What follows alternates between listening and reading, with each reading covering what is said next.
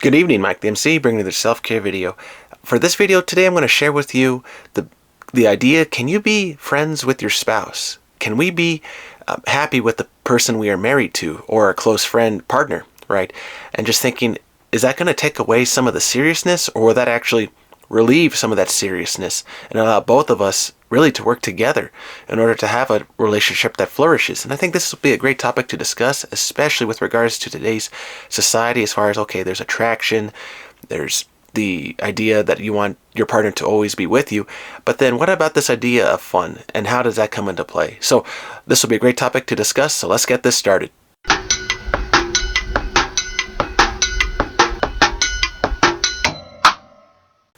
So this is taken from John Gottman and his book, again, from the 7 Principles for Making Marriage Work. And I think he brings up a really interesting point with regards to this idea of being a friend with your spouse. So let me just bring this up. So the friendship fuels the flames of romance because it offers the best protection against feeling adversarial toward your spouse. That positivity causes them to feel optimistic about each other and their marriage, to have positive expectations about their lives together, and to give each other the benefit of the doubt. And I think there are several things I want to share with you from just those 2 sentences from John Gottman. The idea that, okay, the expectations, what are we expecting to come out of this relationship, right? Now, granted, if you start off your dating from the concept of, okay, you're hot, I'm hot. Okay, sorry, you use different words here. But the idea that, okay, you like me, I like you. And you think, if we're going to be together, okay, what's the next step beyond having this intimate attraction to each other that we have for one another? What's going to build us beyond this initial moment, this honeymoon stage of just beauty? And I think looking past that, when we look past the beauty, now to, okay, you like to do these kind of things, I like to do these kind of things, and now let's start having a little bit of fun. Can I join you in your activity? You can join me in mine. And I think when we look at the relationship dynamic, how, okay, once we are now working together in a flow, interdependent, and then there'll be times when we want to come together and cross like that. It's like, okay, let's join this activity. Let's go to the beach. Let's go to the movies, the mall, etc. Let's go outside, drive the ATV, okay, whatever. That's so fun to do. And I think when you have that idea of fun in the relationship, that really takes away some of that pressure that both parties may be feeling.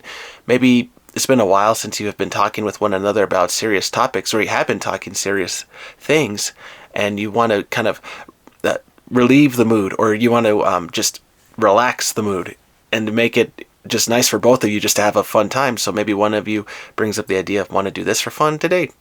Thought about it, and the other person's like, maybe not, I don't want to go outside today. But then maybe if you like urge them to go, like, okay, come on, let's just give it one chance. Okay. It may take a little bit of nagging in a way, but if you're able to pull that off and to get your other partner to join you, then let's see how that adventure goes. And I think when the adventure continues with a relationship, that word right there in itself is really will help that fire stay alive, that spark.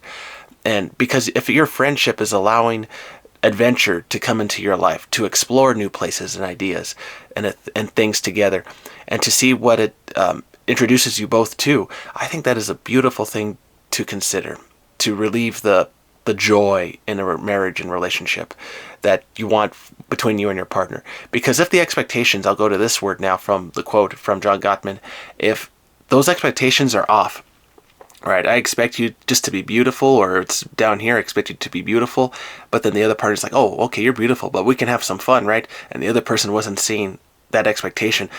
They have to level to some degree. So that is where the communication, I would argue, comes into play. Communicate, right? Sometimes this can be scary, but sometimes it'll be relieving for both parties just to talk and just say, hey, I think this was rude of what you said about me the other day, or I thought this was kind of nice of what you said. Can we talk about that a little more together? And I think people that are afraid to dive into serious topics, that kind of hurts the friendship. But really, that can build it as well, because when you're able to kind of like get to some sort of item, a fruit, and you're kind of able to open a little bit, like, or maybe take gardening, for example, you're able to open the soil just a little bit. So that way, okay, let me build this border just a little bit further away, so that way I could put more water inside. If you're able to nourish the root a little bit more, to nourish something for it to grow. That will allow your relationship to flourish. If you just forget the idea of digging, just think of the idea of a root. The root has to dig deeper into the soil, and it has to go through some hardship. But with that hardship comes about the idea that you find the nutrients, and those nutrients will nourish your plant, your tree, to flourish and grow. And that is where the fruits of our work come into play. See, a tree is a perfect example of this. The idea that a relationship can nourish, but it has to struggle in order to survive. And that is that struggle of, okay, let's explore together. Let's develop our root and see if it can grow and become more intimate, and we'll be together in this journey. And I think when we share those memories as well, so the idea that, okay, like I'm doing a video right now, but you can do photos off of the camera, you can share your posts, whatever. I think on this side of media, you can share with each other. That'll be a good thing for your relationship. And I think I've made another video about comparing your profile to another person's profile. So setting aside that idea, if you just consider, I'm just sharing these photos with me and my spouse, and the idea that, hey, we had a beautiful relationship. Or you put those photos even in the house. See, those are the memorable ones you want to remember. To not forget how important these things were to you over time. There, I would argue, the physical photo, that is actually the thing that'll make the difference.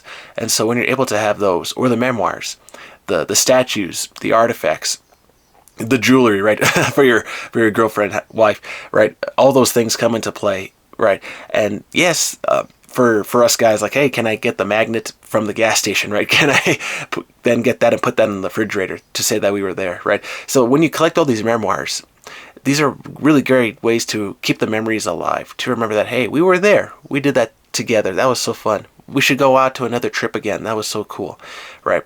We had these memories. Let's nourish them with our interaction again. Let's be friends again and have fun. And I think when we nourish our memories, that'll allow us to spark new memories as well moving forward, and to really help our relationship resonate and to be together.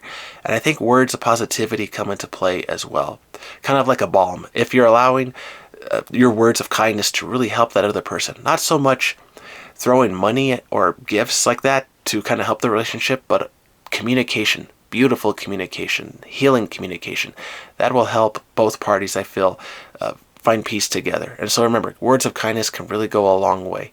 So that is for me, Mike the MC, for the Friday evening video. I hope this video finds you well.